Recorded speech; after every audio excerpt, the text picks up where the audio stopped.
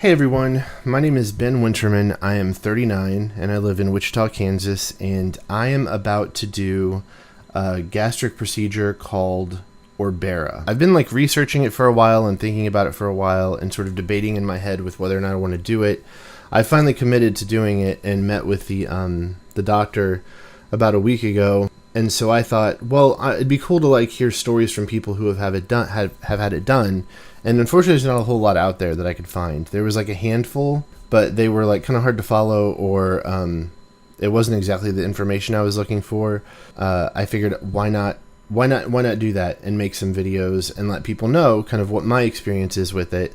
Whether you're friends or family of mine and you're just curious, or you're somebody totally random, hopefully this answers some questions for you. Yeah, I'm hoping to make these videos and, I don't know, enlighten people on what it's like for a real person who's going through this, who also has a family and a job and all that kind of stuff. So I am getting the Orbera procedure, which, for those of you who don't know what it is basically it's a bariatric procedure, but it is not permanent, which is a pro and a con. So I've had some friends who have gotten the gastric bypass or the gastric sleeve done, where it, makes your stomach smaller or bypasses part of the stomach in order to lose weight. And so those are permanent procedures, and that's terrifying because it's a full-on surgery. You have to change everything you eat for the rest of your life. That's scary to me. I'm not shunning it. If I had the guts to do it and the money, I would. But I figured that this might be a good alternative to that. So the pro is this is not a permanent thing.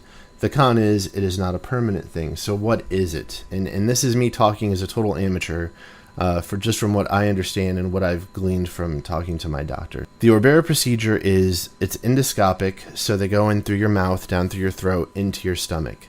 And what they do is they insert a saline balloon where they fill it up with saline, and it takes up roughly 75% of your stomach space. So that does two things. One, you can eat less, you physically cannot eat more. And it also slows the passage of food through your stomach because it goes right smack in the middle. Whenever I talked to my doctor, she said if you were to eat an apple and with a normal stomach, it takes about 20 to 30 minutes from the time you eat the apple for it to go through your stomach. With the Orbera, it takes 2 to 3 hours for that apple to go through your stomach. So you feel fuller for longer. It goes in typically for 6 months and then comes out for 6 months. But for that whole year, you have a coach and you have a fitness plan and you have all sorts of stuff that you're supposed to follow to first make sure that everything's going well while you have it in, but then that you're maintaining it while you have it out so that you don't gain the weight back and you sort of learn a new way to sort of think about food. For me, because I'm on the higher end of the spectrum of what they allow for this procedure, I'm going to have it in for 8 months and then out for 4 months. As far as what the risks and side effects are, this is, again, all just what I understand after research. You get it in, and for the first week, they say there's a lot of discomfort, and you feel nauseous, and your stomach is very much hey, there's something foreign inside of me, and I want it out of me. And so you don't feel good. But that passes, and for that first week, you can have liquids. The second week, you can have purees, and then by week 3, you can eat normal food. One of the things the doctor told me that I didn't even think about was that you have to be very careful about what you eat, not in what it is, but in what's in it, because you only have so much space. So if you fill up on bread at a restaurant, you're super full and you got nothing else. So you have to make sure you're eating the good stuff so that you get the nutrients and the vitamins and all that good stuff. That is what I'm kind of anticipating. The biggest side effect, she said, was that heartburn is a big one, but she said that the scariest side effect is that it's possible that whenever you get this in your stomach kind of panics and just stops processing food altogether. And she said that what happens in that situation is that they give you medicine to try and get your stomach going, and if that doesn't work, worst case scenario, they take it out and you're back to normal. So in that situation, she said you literally stop processing totally. So if you take a couple sips of water, you spit it back up right away. That sounds awful. So like, I'm really hoping that is not the case for me. But again, that is what I understand about the procedure that I'm getting in a month. So it is currently May 21st, 2021. My procedure is June 15th. I am excited and nervous, more excited than nervous. Again, I'm just sort of making this video hoping to answer questions for people and let friends and family know what I'm doing and why I'm doing it. And then if you're, you came across this on YouTube and you're like me and you looked for videos of people talking about it, most of the videos I could find were like by the places that do the procedure. So I have a feeling they're going to have a little bit of a biased opinion on it, or from people where it's like, I kind of want to see like, how did it go throughout the process? Not just like here's how it went for me sort of a thing. I guess that I'll talk about why am I doing it? This seems like a pretty drastic measure to literally force yourself to stop eating as much instead of just not eating as much, which is like the simple solution. That would be the thing to do, right? Well, I mean, I honestly think that food is an addiction, and I feel like that it's like a lot of other addictions where it's really, really, really hard to stop. But unlike other addictions, I haven't been addicted to anything else. So I'm going to use smoking as an example here. If you've gone through quitting smoking, and I'm way off the mark on this, apologies. I'm just trying to think of how I think that food is a different sort of addiction. I imagine with smoking that not that it's easy, but the steps to stop smoking are stop going to the gas station, stop buying the cigarettes, and don't smoke them. That's the I'm not saying that it's just that easy. I'm saying that's the steps. For food, the steps are, you still have to go to the grocery store. You still have to buy the food. You still have to eat it. Just stop. Just stop once you get a little bit too much. You got to know how much to eat and what to eat. Imagine, like for smokers, I want to stop smoking, but in order to live, I have to also go to the gas station, buy the cigarettes, but I can only smoke one a day. It's a lot harder than if they're sitting there on the the coffee table looking at you to say, I'm not going to have any more. I'm good. I just had the one. Whenever you have food and you see it the way that I do, it's tough to stop. And especially like in my family growing up, the way that we sort of looked at food was if there was leftovers, if like we finished dinner, everybody's eaten and there's still some left, it was who's going to kill it? That was the question. Who's going to finish it? Not let's put it in the fridge and somebody can have it for lunch tomorrow. It was who's going to finish it, and I'll finish it. I got a little. I'm not super uncomfortable full yet, so I'll make myself that way so that I can finish the meal.